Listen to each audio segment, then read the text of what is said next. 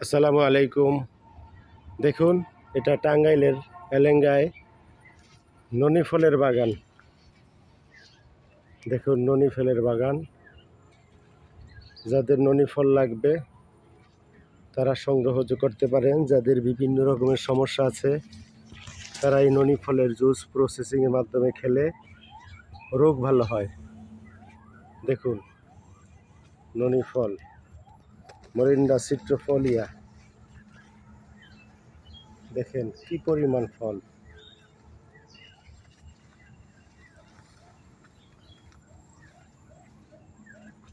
ননি ফলের বাগান।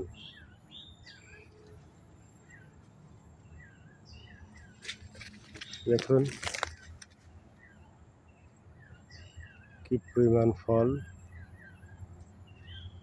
ননি ফল যাদের প্রয়োজন হবে তারা এসে ননি ফল নিতে পারেন। এই সেই